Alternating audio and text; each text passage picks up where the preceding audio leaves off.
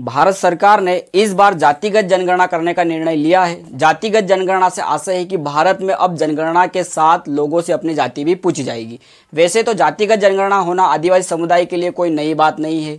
जातियों की जनगणना तो भारत में आज़ादी के पहले से भी होती आ रही है और आज़ादी के बाद भी अनुसूचित जाति एवं अनुसूचित जनजाति की जनगणना हमें देखने को मिल ही रही थी।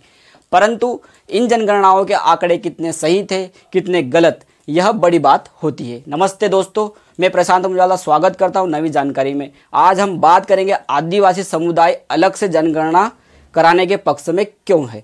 जातिगत जनगणना की अगर हम बात करें तो यह 2 चरणों में हमें देखने को मिलेगी। पहले चरण में 1 अक्टूबर 2026 से हिमाचल प्रदेश, उत्तराखंड, जम्मू कश्मीर, लद्दाख में जातिगत जनगणना होना है। दूसरे चरण में 1 मार्च 2027 से देश के बाकी राज्यों में जनगणना होना शुरू हो जाएगी। अभी तक यह स्पष्ट नहीं किया गया है कि 2029 के लोकसभा चुनाव तक आंकड़े सार्वजनिक किए जाएंगे या नहीं, वह एक अलग मुद्दा है। आज का हमारा मुद्दा है कि क्या केंद्र सरकार जातिगत जनगणना सही से करवा पाएगी कि 2011 की जनगणना के समान ही यह आंकड़े भी बस जनगणना हुई, इसी का परिणाम साबित हो जाएगी। देखते हैं अभी क्या होता है। अभी तो जातिगत जनगणना के आंकड़े आने में समय है। जातिगत जनगणना के आंकड़ों में समय के साथ परिवर्तन देखने को मिलता है। पहले से आदि समुदाय अपने अधिकारों के प्रति इतना जागरूक नहीं हुआ करता था। औपनिवेशिक काल यानी अंग्रेजों का दौर में आदिवासी समुदाय को पता भी नहीं चलता था कि उनकी जनगणना हो रही है या नहीं। पता रहता था तो वह भी कुछ गिने चुने व्यक्तियों को जो समझने का प्रयास करते थे। परंतु अभी ऐसा नहीं है। दूध का जला क्या नहीं करता। आदिवासी समुदाय अपने समाज की ताकत को समझता है। सही जनगणना होना एक समुदाय के लिए कितना महत्वपूर्ण है, यह बात जानने समझने लगा है।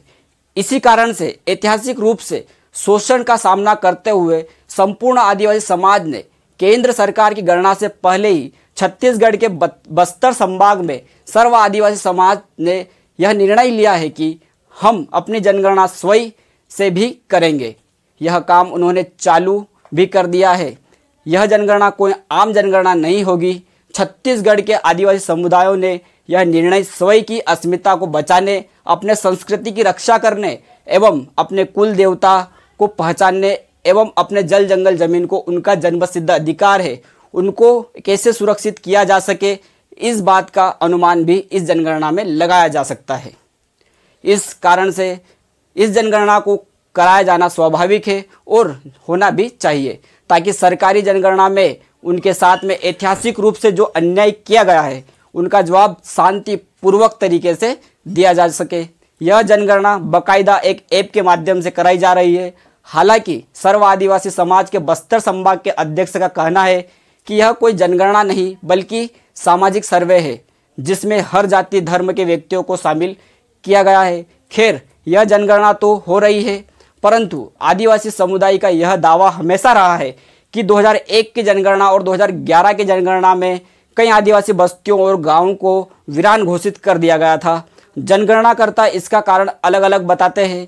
प्रमुख कारण नक्सलियों का डर बताते हैं। हो भी सकता है, परंतु किसी समुदाय को जनगणना से शामिल नहीं करना एवं जनगणना से उनको वंचित रखना कहाँ तक उचित है, उनके अधिकारों का क्या।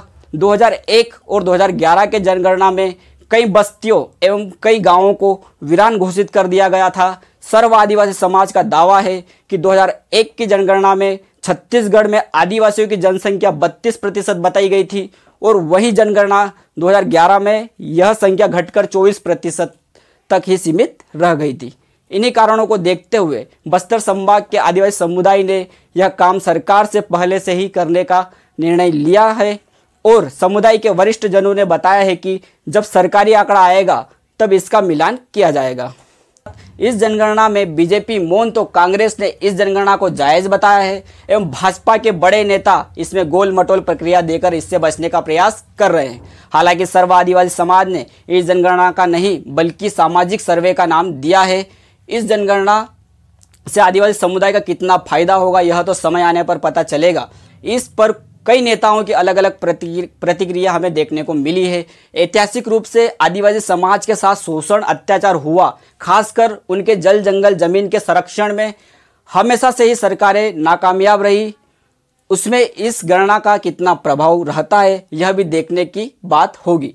आदि समुदाय की इस अलग जनगणना के बारे में आपकी क्या राय है, नीचे कमेंट बॉक्स में ज़रूर बताएं।